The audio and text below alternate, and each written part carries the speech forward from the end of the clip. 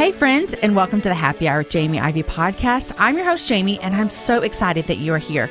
Every week, I invite a girlfriend to join me on the show, and we chat about the big things in life, the little things in life, and everything in between. If this is your first time here, welcome. I'm so glad that you're here. If this is your 120th show, welcome back. I love talking with you every Wednesday. Hey guys, before we get to my conversation with Kennesha, I want to thank one of our partners for today's show, and that is the book Out of the Spin Cycle, Devotions to Lighten Your Mother Load by Jen Hatmaker. Jen helps moms step out of the spin cycle of everyday life to sit down with Jesus every day. I read this book when it first came out several years ago and loved it.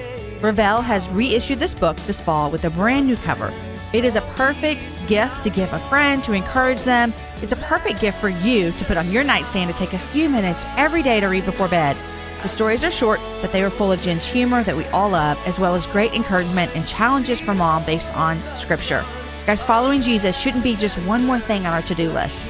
Jen helps us understand through 40 devotions that creating space and time for focusing on our relationship with God is as important as making sure our kids eat breakfast and we get them to school on time. You can find this book online at Amazon.com or BarnesandNoble.com. Guys, today you're listening to episode number 120, and my guest is Kennesha Buycks.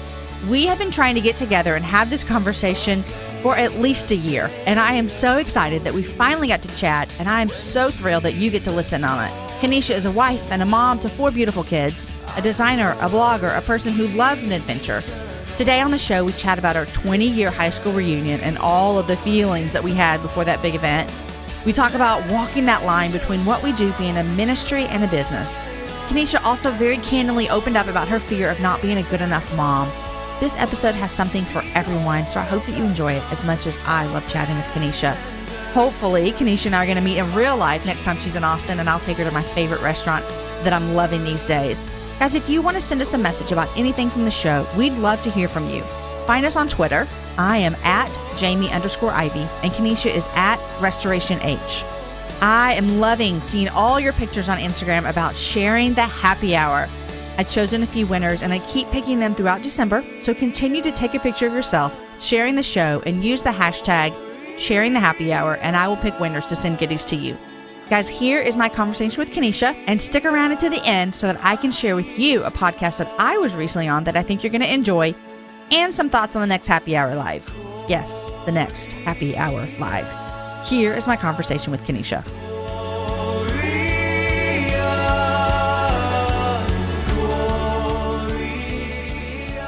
Hey, Kennesha, welcome to the Happy Hour.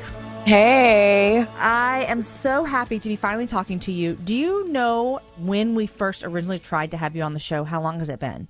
Oh, man. Has it been over a year? I don't think it's been over a year, but we could be just at that mark. Yes. We have tried. I've had to cancel probably all the time. No, I think it was probably we would share that. Yeah. Something, but I just always know, I told you this earlier, that whenever I have to cancel with people, whenever I finally get to chat with them, it's like God just knew it needed to happen then. So I love that. Maybe he knew that you always needed to be on the show in December of 2016 for whatever reason. And so I'm so glad that you're here. Thank you for having me. Can you believe it's December of 2016? No, I've had so many conversations with friends just saying, I can't believe how quickly the year has gone. Do you feel like that is something that everybody, when they hit our age, starts to say? Or do you think our parents, I don't know how old you are, but I'm 38. Do you think my mom, when she was 38, was going, wow, man, 91 sure flew by. You know what I mean? I don't know. Or is it us? I don't know if it's just our generation or if something is deeper is happening. I don't know. I'm such a critical thinker and deep processor. So I'm like, is it that time is actually moving by more quickly than it was 60 years ago, 30 years ago? I don't know. Is it life stage? I have a middle school kid, you have a middle school kid. Is it the stage of life? I just would love to know. So if you're listening to the show and you have kids that have already left the nest, you need to let Kennesha and I know. Does it slow down? Did you always feel like this? Is it just us, or is it 2016? Something happens, but whatever's happening, 2017 is right around the corner, which is crazy. Yes, it's crazy. And I'll be 38 in a month and a half. Okay, so we're the same age. We're right around the same age, yeah. Yeah, yeah. So did you graduate high school in 97? Yes, ma'am. Okay, I was 96. Yeah. Yes, ma'am. May Which of 97. that means that your 20-year reunion is next year. Yes, ma'am. That's really weird. How does that feel for you? Because after you tell me, I'll tell you how I felt. It's really weird because I feel like, I don't know if you feel this way, but I feel like I'm still in high school. Is that weird? I have 4 kids and I'm 38 almost. Well, good but I for still you. I feel like I'm a completely different person than I was in high school. Well, here's the deal. Here's what I mean by that. Let me qualify that. Okay. So I feel very mature. I am not who I was in high school, but thank God, praise Jesus. Right. Hallelujah.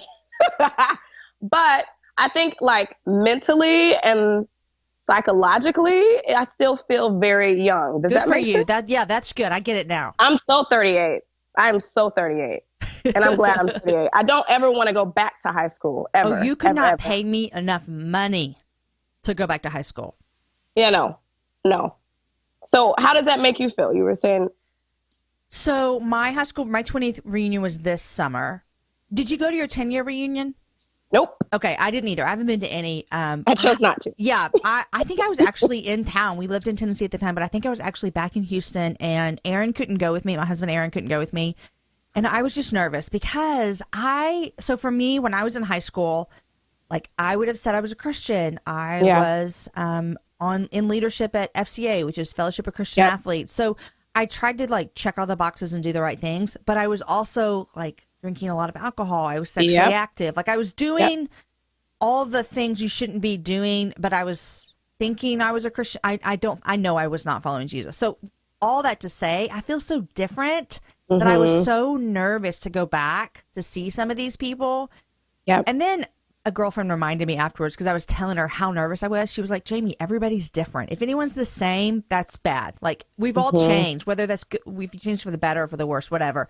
Everybody's different. And so that made me feel better. But my 20th was this summer and I bought a ticket. I was going. My girlfriend Amy was going with me, like my best friend. We've been friends since 9th grade. We're still best friends. We were going to go together and one of her babysitter fell through or something and we didn't get to go. And so I didn't go. Oh, shoot. So no. I know, but I was going, like I was going and I was like holding my head up high and proud. And it was just, but I didn't go. That's such a bummer. Like you bought tickets. Yeah, I bought you tickets and you were ready and you didn't go. I know, but I didn't feel bad either. Like I think it was like a big step for me I'm buying tickets. I'm going. Okay. I am who I am. And I kind of am a little bit more in the public, in the certain Christian world kind of thing now. And so I was like, I'm just going to go hold my head up high. I love Jesus. And I know I told them I love Jesus then, but I didn't. But now I really do. And you see my brain, it's a mess, Kennesha. Long story short, I didn't even go. So well, I think High School, we have a lot in common. 96, I didn't go. Yeah. Yeah. I think we have a lot in common just when you talk about just what your life was like in high school. Like I grew up in the South. Yeah. I'm from Alabama. And growing up, like church was life, right? So right. I was Christian, but from the moment I was conceived, technically. Right. Yeah. But yeah. And then again, growing up in the South, like who's not, everybody's a Christian. Who at least doesn't act it out. Right. So in high school, I was the same. Like alcohol was my numbing, it was what I used to kind of numb the pain. And through college and I was definitely a partier in high school, unbeknownst to my family. Right. That happened. That's a secret part of my life that my family and I don't talk about. Not my immediate family, but like the family I grew up with, like my grandmother, my mom. Do they know now? They do now. Okay. I was like, well, they are now. I'm just kidding. No, I've had a few conversations with some of my closer relatives who could actually understand what that was about. Mm-hmm. Yeah, but it's not a secret. I'm just kind of being silly, but it's not a secret. It's just something that I don't really talk about a lot with some people in my family because it's still kind of taboo, to be honest. I don't know. I mean, which part's taboo? The whole alcohol and getting drunk and partying and it's not, honestly, it's not even a conversation that I'm not willing to have. I just think it's a conversation that some people just won't be able to have and understand and have grace or even understanding, if that makes sense. So, Man, so when did you start like following Jesus? Truly not until my junior year of college. Yeah. Where'd you go to college? Alabama State University. Okay. Yeah, that's where I met my husband, Larry. Awesome. And so what was the switch for you? What was the switch from, knowing all the rules? It's kind of like I grew up. I knew everything. I've been to church my whole life. I practically grew up in the church. But there was a disconnect for me. It wasn't real for me, and it changed when I was 21. What happened for you? Honestly, I felt like, and I don't know if this was the way you felt as well, but I felt like I was running for 8 years of my life. Like I literally physically felt a pull on my life to do something different and to live a different way. Than your family? Than you were brought up? No, than the way that I knew that I was supposed to be living and what I was called to do. Okay. And like literally hearing the voice of the Holy Spirit in moments when I was, doing things that I shouldn't be doing, or when I should be studying and I'm out all night, all those things. I was just sick of it, like you just get to the point where you're just sick of it. You're sick and tired of being sick and tired. And I think that that's what pulled me to say, okay, like I'm tired of running. Like I'm ready to live the way I know I'm called to live. And I remember I sat down with my boyfriend at the time, and said, hey, like, I don't know about you and I don't know how you're feeling about your walk with God, but I'm going to do this for real. And if you're not going to do this for real, then I think that we're going to be done. That's a bold statement to make. We still have that conversation and talk about that 20 or 16 years now and down the road. And, it was definitely a defining moment in my life. I mean, I remember that night we sat on a bench on our college campus, and I said that to him. And it was just from that night forward, I just knew that it was time for me to turn my life around. Yeah. And aren't we like thankful, you and I, like I hear your stories a lot like mine, it sounds like. And man, when I'm so far removed from it, I've been following Jesus for years now. But when I look back and I really am see how he like continued to pursue me, even though I was kind of like blatantly going against him, Absolutely. I mean, just like I wasn't willing to give up any of the control over my life. And I look back and I'm just like, man, I am so thankful that we have a God that continues to pursue us. Oh my gosh. Even in the midst of our mess. Yeah. Yeah, I mean, he is relentless. I mean, that's what we know him to be, right? And he so chases after us, but so graciously. I always say, like, he's the perfect gentleman. He'll never push, he'll never force, himself on us, but he's always there, patiently waiting and ready when we're ready. And that was my ready moment. Yeah. What did your husband say? I mean, I'm assuming he said you're 16 years later. He was actually, if I remember, like he was just kind of stunned and taken aback, because I think that was really honestly the first time that I actually took control of our relationship. And which is surprising, because I have such a strong personality, and I feel like it's something that, how in the world are we still married? Because I have such a strong personality. But he kind of just said, okay. And I think he was kind of stunned and confused by it. But I think honestly, that was a moment where God was prompting me and leading the both of us. And I don't think, and maybe I should have a conversation with him about this, because I don't think that what I said to him was a surprise in that moment. I believe that God had already spoken that to him and he wasn't listening. And that was confirmation for him of what God had already told him. I see. So yeah, I really believe that. So it's like God used you to kind of poke something in his heart that he'd already been hearing. Absolutely. Yeah. I love that. I'm glad that you didn't say, like, we broke up for 4 years and then he came back around. I mean, you knew going in that was an option. Yes. Yeah. And it did get crazy from there. And here's the crazy thing about us is we didn't really date. Like, there wasn't this, will you go steady? Like, will you go out with me? There was never any of that. It was just kind of this understood, like fluid. We were friends for years. I hated him when I first met him. I had 2 boyfriends before I actually, quote unquote, dated him. We technically dated for 3 months and got engaged. And then we were married 6 months later. So, wow. And we got married, like we were military for 10 years. So he was in Air Force ROTC. So we did commissioning on a Friday. We graduated from college on a Saturday and got married on a Sunday. Oh my gosh. All in one weekend. It was the best weekend of my life to this day. Oh my gosh. Straight partying all weekend. Yes. It was great. So yeah, it was a good time. We had a good time. That's good. You're my 3rd military person. Really? Yeah. Just last week, the week before your show, great show. I hope that you get to listen to it, as a military wife. And then, back in the 80s, we had Molly, a military. She was in the military and so was her husband. So lots of Did military. you say back in the 80s? I meant episode number 86. I was like, what? Wait, I'm sorry. How long have you been doing this? Did you do this when you were 8? I meant back in the 80s episodes, number 86. I'm such a dork. Now I'm calling things the 70s and the 80s. Hey, but that's something that, that's something to be pretty proud of. That's right. You're number 120. Come on. I know. Hello.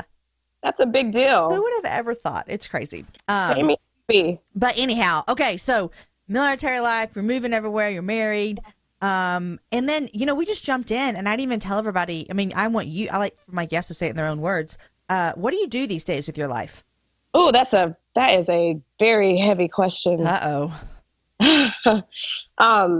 Gosh, I wish we had like 2 hours, but we don't. I know. So it's like really hard for me, partly because I'm Southern, to speak with brevity. About what you're doing? Well, just in general. Okay. So help me. Okay. Help me out. So what am I doing right now with my life? That's a loaded question. Okay, what's your job? I say I don't know? Is that okay to say that I don't really know? For and sure. I feel like I'm in a season right now that's really new and interesting for me. And it's like uncharted territory, if you will, because I mean, here's the deal. So we're in the military for 10 years and for 10 years, people tell us what we're doing with our lives, literally. Like they tell you every 3 years, you're going to live here for 3 years and then you're going to move and this is where you're going to go. Okay, I can do that. Right. So then we're out of the military. We've now been out of the military for 5 years. We moved from Hawaii to Seattle, which is where we are now. And my husband was working for Microsoft for 4 years. And then now he's moved to another technology company, kind of a startup here locally. And then this year, our church asked my husband to come on staff part-time as a pastor. So we're doing technology, we're doing Jesus, and I am kind of floating in the middle right now because, with the business and / ministry, if you will, with Restoration House, I started out 7 years ago restoring furniture, which is where Restoration House came from. And then it evolved from doing furniture and kind of interior styling and DIY to small gatherings and styling, tablescapes. And I still love that. But I have such a passion for women and for people and for community and creating community, which is ironically what we're being charged to do at the church. And so I just feel a little pulled in different directions. And so when you say, what are you doing right now? I'm like, I'm doing whatever God asked me to do. That's the simple answer. But you feel like you're at this point in your life where things are kind of like up in the air, whereas other times it's been kind of solid. What's going on? Absolutely. Yeah. So Restoration 100%. House, is this a business for you? So it started as a business and it technically is still a business because I'm paying taxes whenever So, but it's also always been a ministry, even though some people don't know that.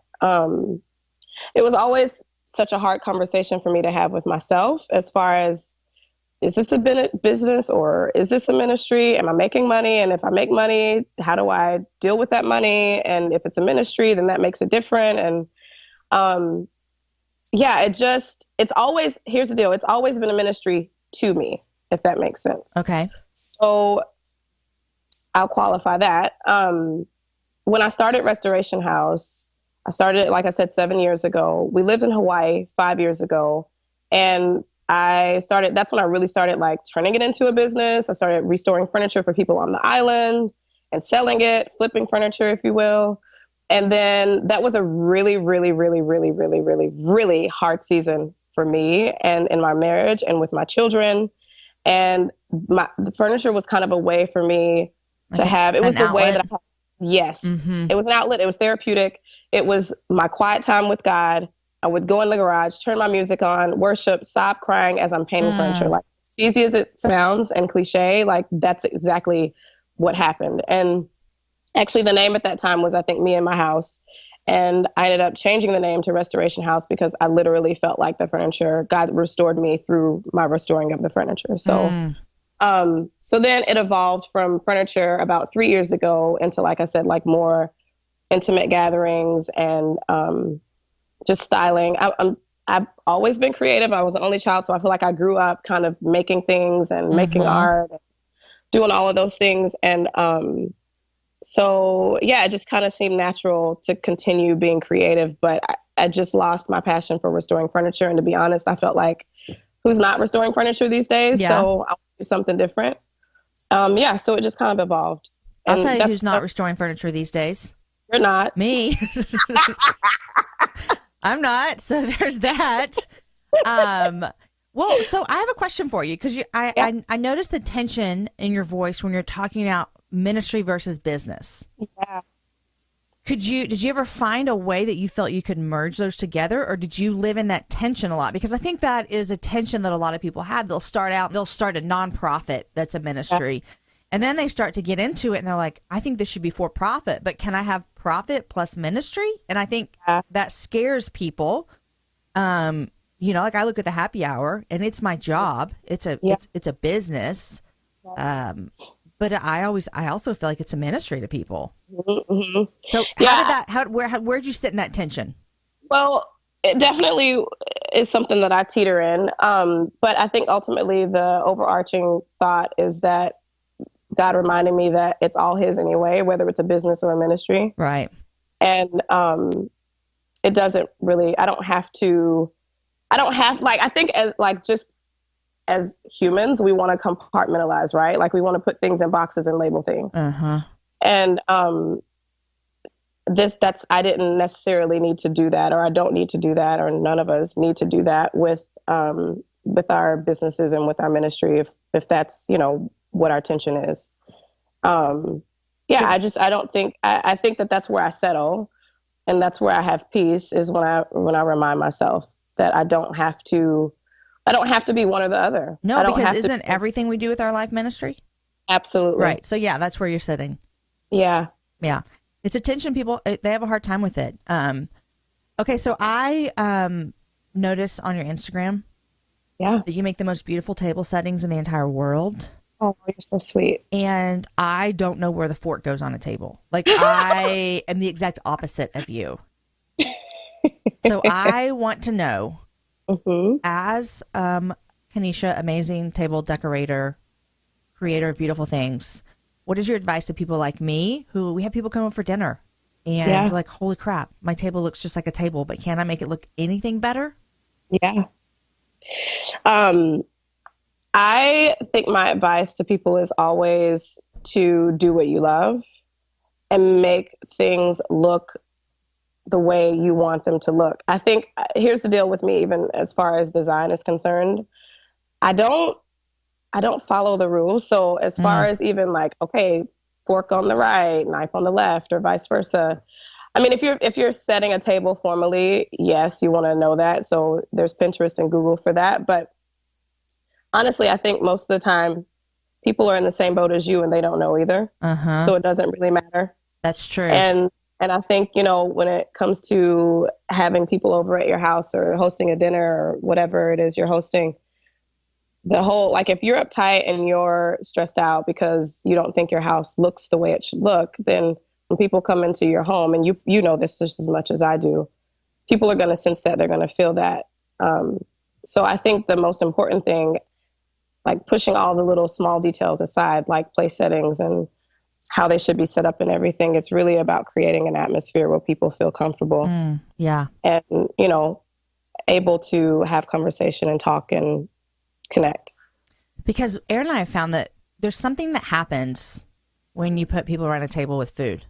Yes. You know what I mean? Yes. It's just like walls come down. It's true. People feel comfortable. They talk, they share. It's just something happens. Yeah, I 100% agree. There's something about gathering at the table and something about having food there. And it should be good food, but if it's not good food and you can't cook, then there are lots of great restaurants that will cater and you can pick up. Yep. Yeah. So it should be good food. Just remember that. Yeah, but there's something about being around a table and what that represents. And I'm not a small talker, so I go pretty deep. And so I will say this, you know, just in even thinking about gathering, because it's been such a theme that's been on my heart for the past year. And so I've kind of been reading about it and just kind of studying it, just even in the Bible, and what happens when people gather and what happened when people gathered when Jesus walked the earth.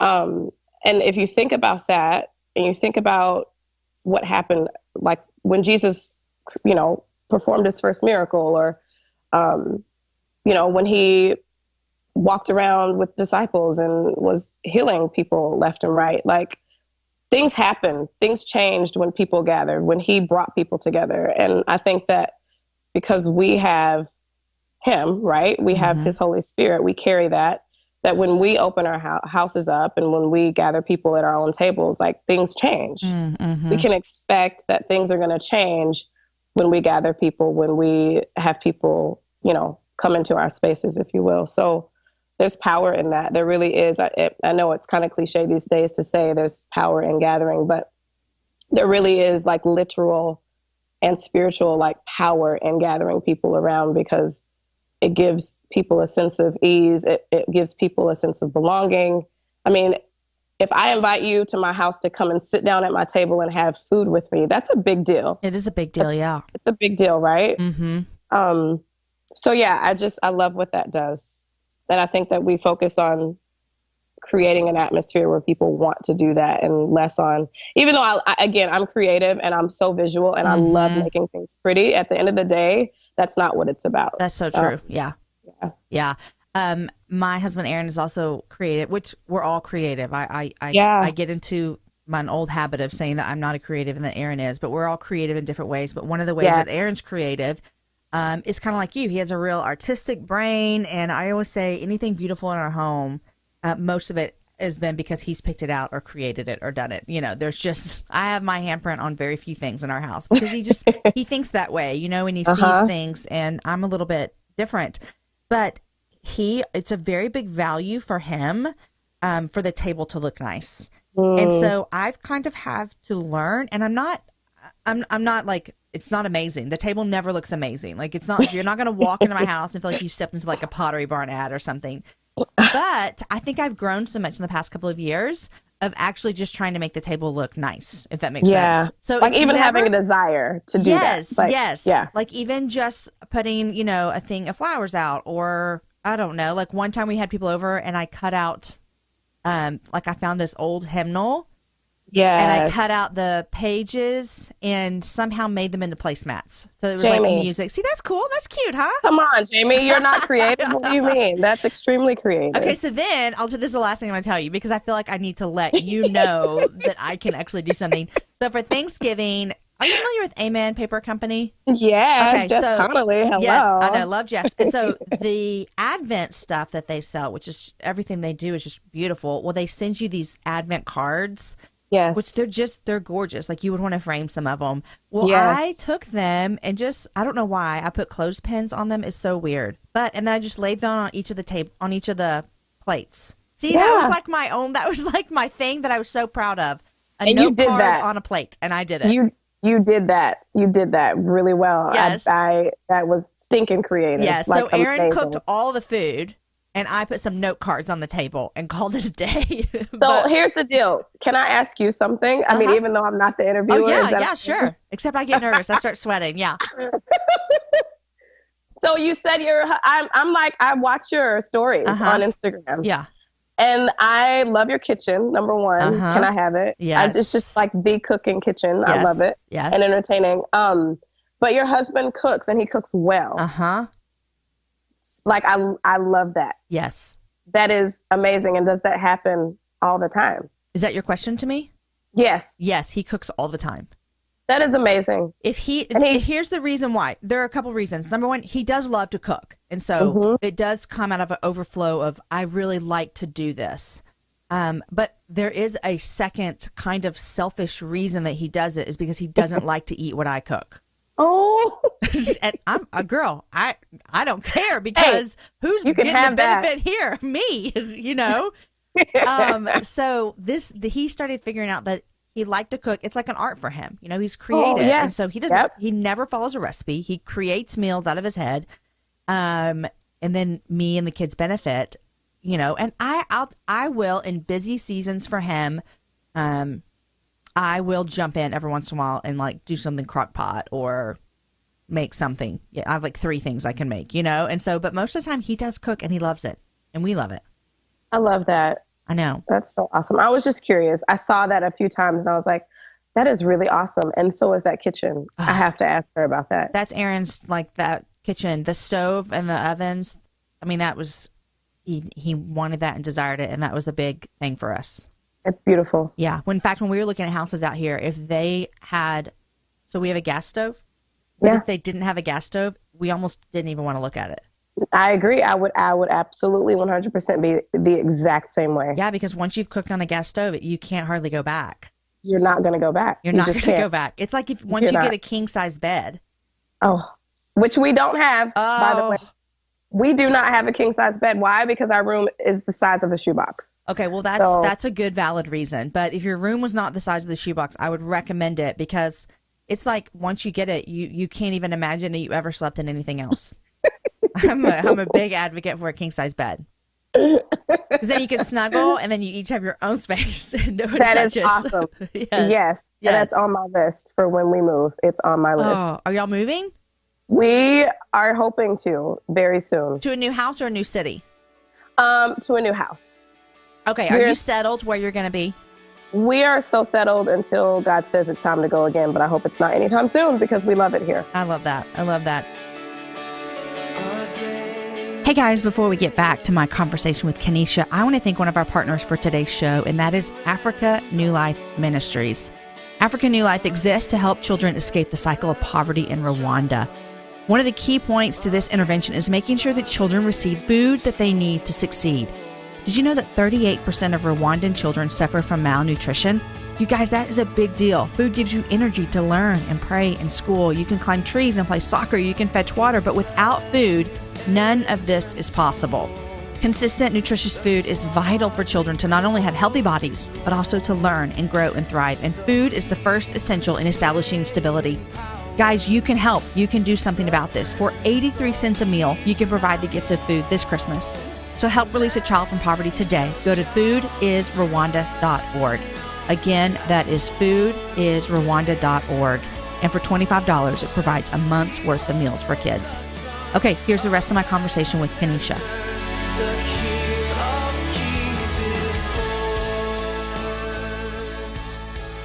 Okay, so you're not only are you extremely creative and wife, but you mother 4 children.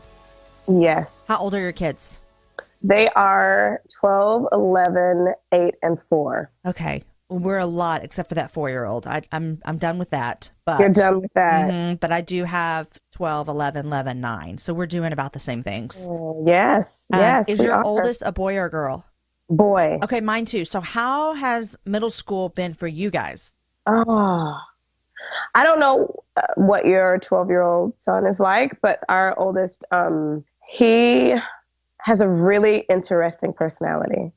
He's extremely social. Loves to talk, never meets a stranger. But and has done great in school academically and even socially. I mean, he's done great. Funny story. And I don't think I'm uncovering him because we've had funny conversations about it since it happened, but, he got processed. Such a hard word. He got processed at school the other day. What does that even mean, processed? It means he got written up. Oh, written up, to the office. Mm-hmm. Yes. I mean, who hasn't, Right. Right. But here's the deal. The funny part is that this has been an issue since kindergarten with him. What do you get processed for? Oh, talking. For talking. Yeah.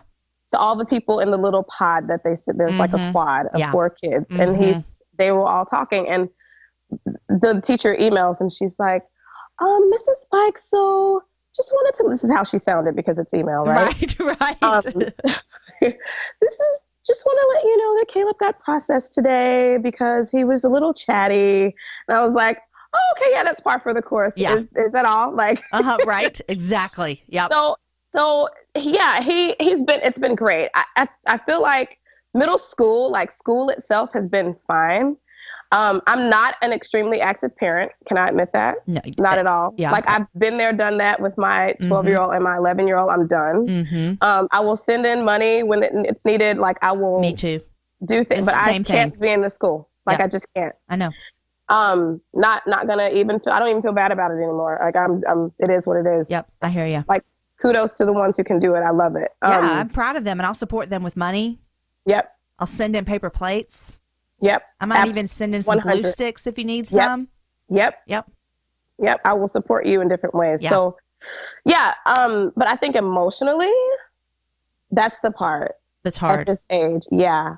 I don't know how it is for you right now. Yeah. My 7th grade is a boy as well, and he is going to be 13 in January, and he is. My very much rule follower, never been in trouble at school a day in his life. He never will. Never. Like, this is never. What you're saying about yours is my last one. Like, she has one of my, I always hate outing my kids on the show too. So I'll say one of my kids, you can figure out which one it is, has been to the principal's office a few times. Yeah. The other ones, never. Oh my gosh, no. But whenever I get the emails too about that one particular child that I'm speaking of, or at parent teacher conference, and they say, this child talks a lot. They can't stay in their chair. I'm like, okay, yeah. I'm like, if you didn't say that, I would think you're lying to me. So yes, we're all on the same page. Yeah. But my oldest, middle school, Aaron and I are really, really enjoying him a lot. He's funny. He, I think he's like starting to like figure out and grow in his faith a little bit, which is really cool to watch. And we're really letting him process that without trying to like force anything on him. I mean, he's a pastor's son, and Aaron and I feel like we both kind of grew up in churches where you made a decision to follow Jesus, you gave him your life and baptized, and then it was kind of like you're good, and we weren't good, neither one of us, Yep. And so we kind of parent with that kind of, we're going to teach you God's word and teach you all about our faith. And then sit back and watch the Holy Spirit move in you. So it's been fun. Right. And so, but I'm really liking it. And I think it's going to be fun to see how every kid is different, because I think it's going to be a little bit more difficult with some other kids. Yeah. Isn't that amazing how, I mean, again, 4 kids, how they're all so different. So different. Yeah. Like that. And you hear people say that that's going to happen, but until you experience it yourself. Yeah. And it's interesting, too, because, all 4 of your kids are biological. None of my 4 kids have any of the same biology as each other. Right. And so it seems as though, of course they would be different. So it's interesting to hear also a family where they all share the same blood and they're all still so different. I mean, literally couldn't be more night and day. Yeah. And I think with our oldest, that you kind of said like you're loving watching the evolution of his faith and all of that. And literally just the other day,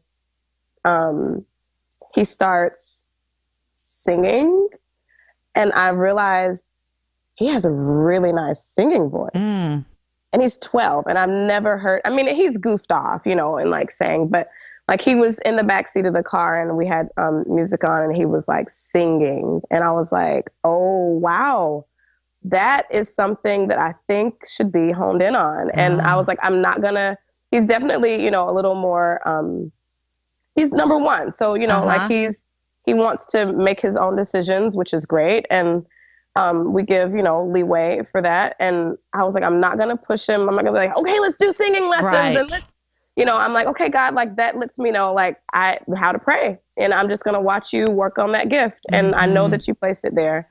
So it is fun. It's fun in this stage to watch all the things, if that, you know. Yeah, totally. Makes sense. What Yeah. is the thing about motherhood that has surprised you the most? Oh gosh, how much I need Jesus and how broken I am. Yeah. It's like, that's real. That is so real. Like, I'm so almost speechless because I mean, that it's really is that simple. I mean, it's so fun. It's so, been such a journey of even discovering myself just with my own background of not really having a mother who was able to be there all the time, and definitely not nurturing. She was fun, and I knew that she loved me, but there was not a lot of nurturing there. So even learning how to nurture my children has been really interesting, and having to literally lean on Jesus in every way possible has been really interesting. Yeah. Were you worried that you were going to somehow continue to be like your mom? I still do. I'm 38 and I still do. I've had kids for 12 years and I still do. I fight that. How do you fight it? I don't fight it alone. I think recently I've talked to Larry, my husband, a lot about it. And whenever I'm feeling unequipped, I talk to him. I talk to Jesus. And I think, you know, God totally hears our hearts and he knows when we're in need, even when we don't ask. So I've had, like, I'll get random texts from people that I haven't talked to in 6 months that will talk to me and encourage me in my mothering out of the blue, you know, in moments where I feel so alone and so unequipped, and just encouraging conversations. And, you know, just in saying that we're not doing it alone. Like, I have a great community of friends who are mothers, and we're all in this together. I mean, a lot of us are in the same season, and we all pray for one another, encourage one another, laugh as much as we can about things that we probably shouldn't laugh about, because you have to make it funny or you will die. Right. Right. Yeah, I mean, I think that I wrote on my blog a while back, I think it was like a year ago, just about mothering. And I think that this is just my opinion, but I think there's a difference between being a mom and a mother. And I think that, and I could be totally wrong, I could be off, but I believe, just in my experience, that we're always good mothers, but we're not always good moms, and that's okay. What's the and difference? A mother, yeah, like I think mother is innate, like, and maybe there are people who are not, you know, especially you could probably have a different perspective on this, having, you know, 4 kids who have come from different homes. But I think that mothering is something, it's giving birth, like you become a mother. You know, you choosing life, that makes you a mother. You gave birth to your child. But a mom nurtures, a mom builds and encourages and fosters, and, you know, all those cultivates culture. And I mean, those are the things that a mom does. And those are the things that, honestly, I'm not always good at. And I think that, that there's grace for that. And I think a year ago, I realized that there was grace for that, and that I feel like I was always trying to be better than my mom. And I'm sure that there are people out there that can relate to that. And I realized, like, my mother was the best mother she could be. And she was the best mom she could be. And I've been kind of passed the baton to be the best mom I can be, and to couple that with the Holy Spirit and with the grace that God gives, and with my husband, who is an amazing father and who didn't even have his own dad. So yeah, I just think that there's beauty in the imperfect, and there's you know, what's that quote that's so all over the internet? You know, we're all broken. That's how the light gets in. Yeah. And so if we weren't broken, and if I wasn't broken in my mothering, then how would there even be room for Jesus? Yeah, for sure. In that, right? It sounds like, I've just, from bits and pieces that you have mentioned just in our conversation today about you and your husband, it sounds like you two might be changing a cycle for your 100% family. Absolutely 100%. Yeah. So did you grow up with a dad? Nope. And neither did dad, your husband?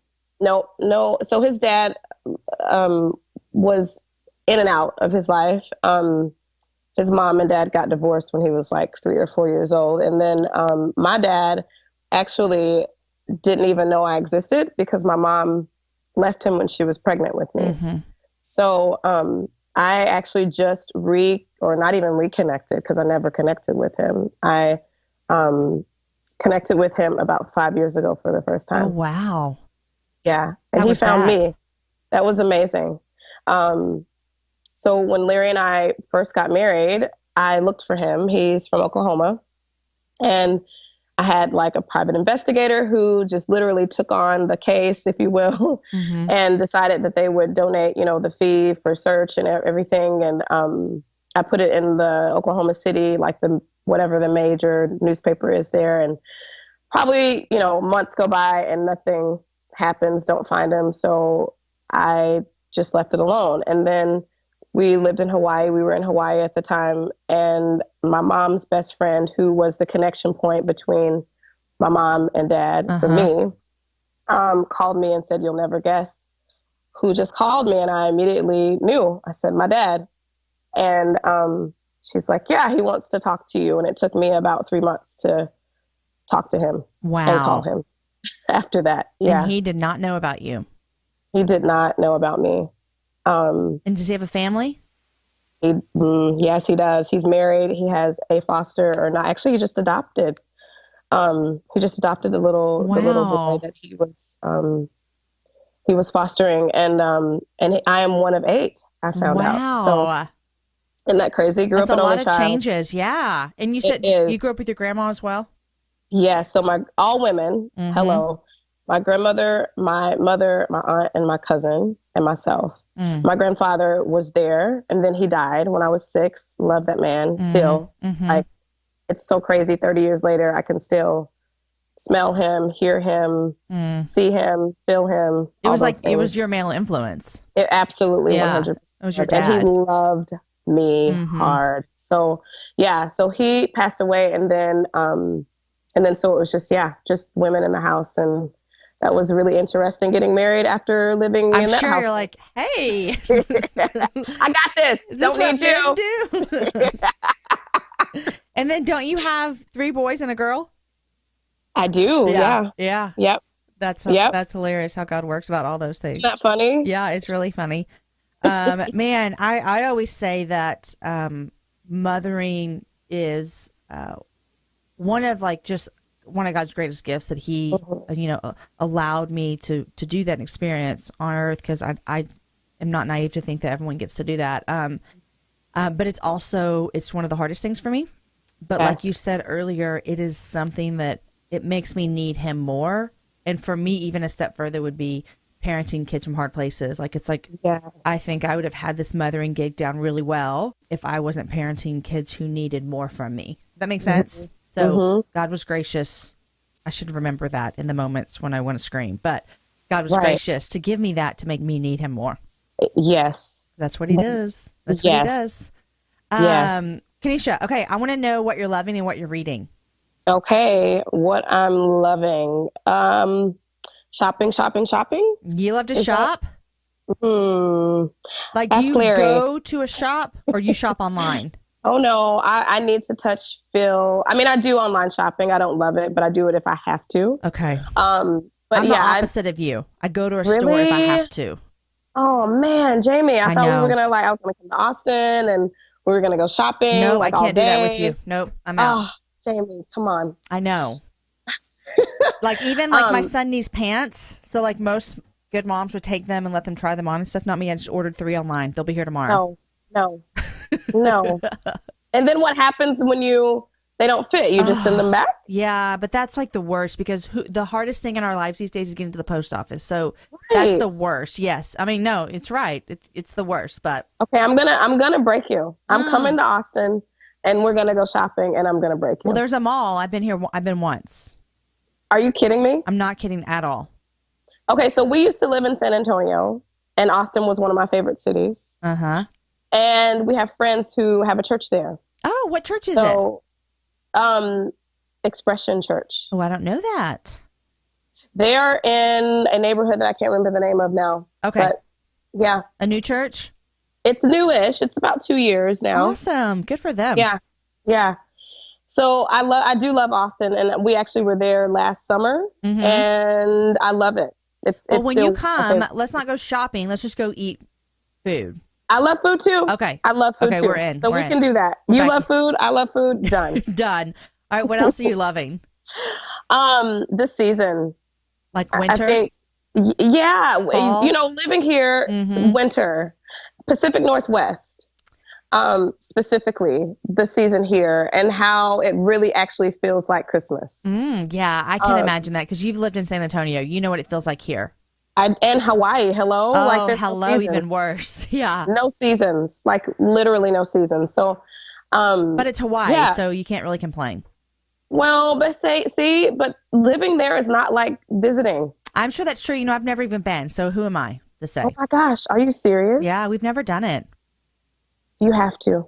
We always either go to Mexico or the Virgin Islands, and so okay, well that's good too. Yeah, those will do.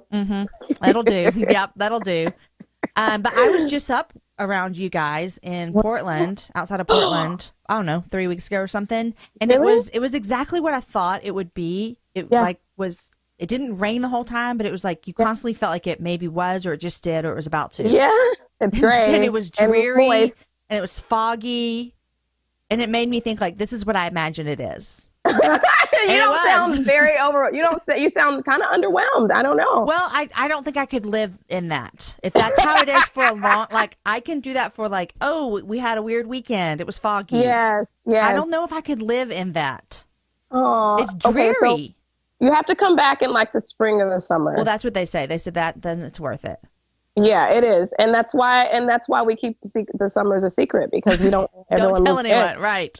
Beautiful summers. Yeah. Yeah, and then even driving into the mountains and the snow, and it's just beautiful. Yeah.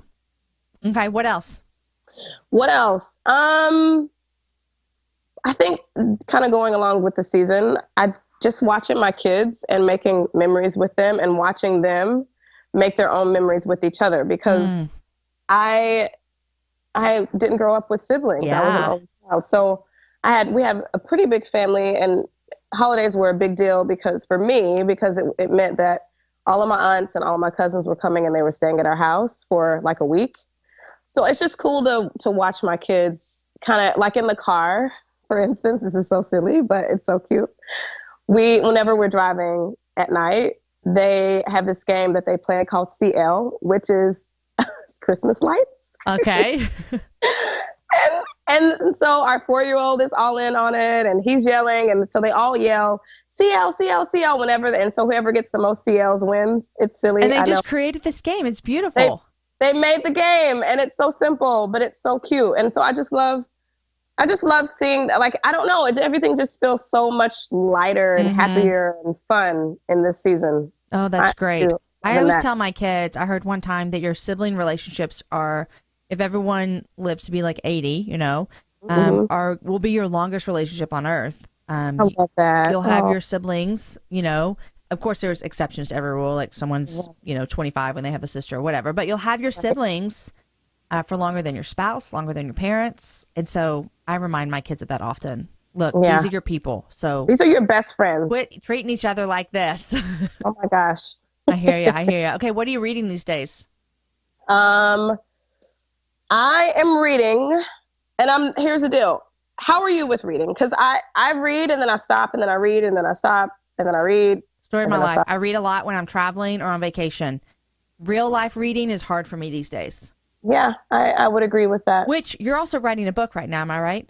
Yeah. So reading, I am as well. And so reading is difficult for me while writing a book. This is so true. Yeah. Yes. And just life, right? Yeah. Like, let's just be honest. Mm-hmm. When it's time to like sit down at the end of the day, I don't know about you, but the last thing sometimes I want to do is put my eyes on a book. It's because I it just needs wanna my sit. brain. Yes. Yeah, like some people I like to read to unwind, but I can't. I watch TV to unwind. Yeah.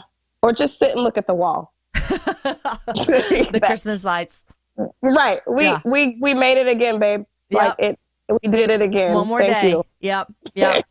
Well, what is something you have read recently? So I am reading right now, but I'm How's Your Soul by Judah Smith.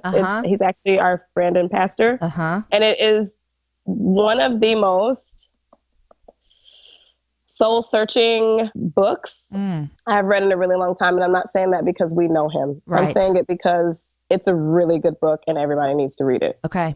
I just added it to my read list. Yeah, it's a really, really, really, really good book. And I've only gotten like halfway through it, but it's feeding me everything that I need right now. Okay. The other one is Uninvited that I started forever ago. Is that Lisa Turkhurst? Yeah, Lisa Turkhurst. Yep. I cry. I laugh. This book. Have you read it? I haven't. Oh, that's another one that every woman needs to read.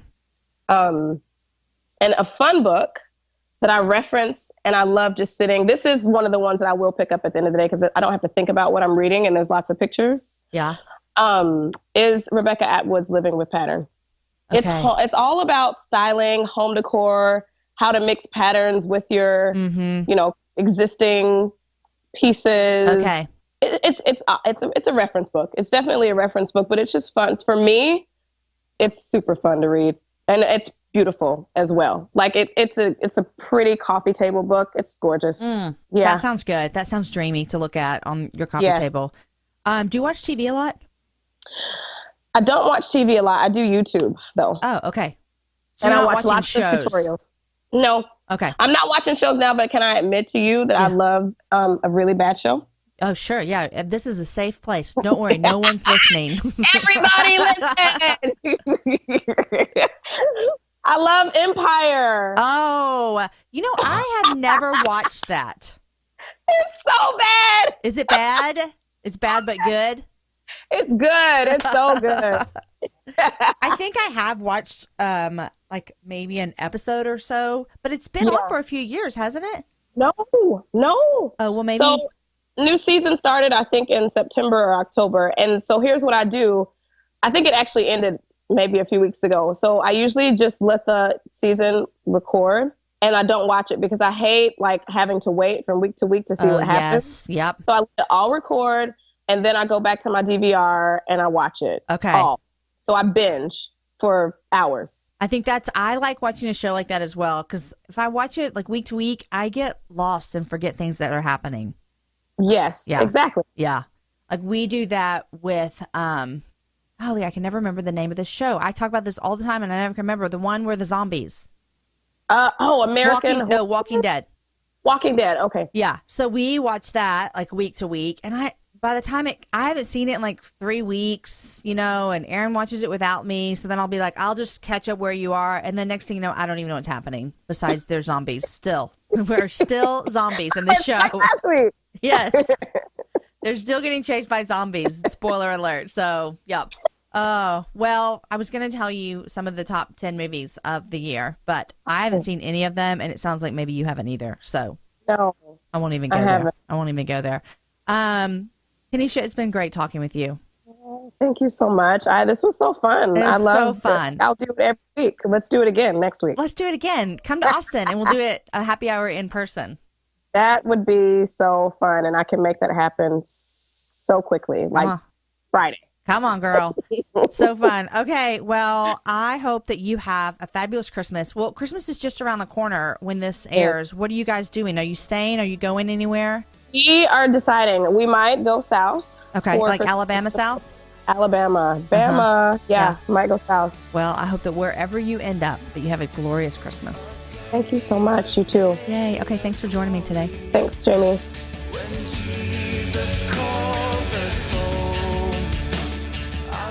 Guys, wasn't that a fabulous chat with Kennesha? I am so serious that I cannot wait to meet her in real life. I know that you loved our conversation as well, and I'd love to hear from you. Feel free to email anytime, jamie@jamieivey.com. Also, I want to thank you guys for leaving comments and reviews over on iTunes. They truly make a difference in people finding the show. I want to thank one of our latest people who left a review, and that is Cherry Twitty Hawkins, and she said, "I love this podcast and the inspiring stories of everyday faith that the guests share. Listen to this podcast if you want to listen to stories of love, laughter, and overcoming through Christ." Cherry, thank you so much for leaving that excellent review. That is what I hope the show is. Guys, today's show is edited by Logan Garza, and the music is from the CD A Day of Glory, Austin Stone Worship's Christmas album that you can get on iTunes. I hope you checked out our last week's episode with Ginger. She just has a really inspiring story of overcoming such great loss. And this week coming up is a happy half hour.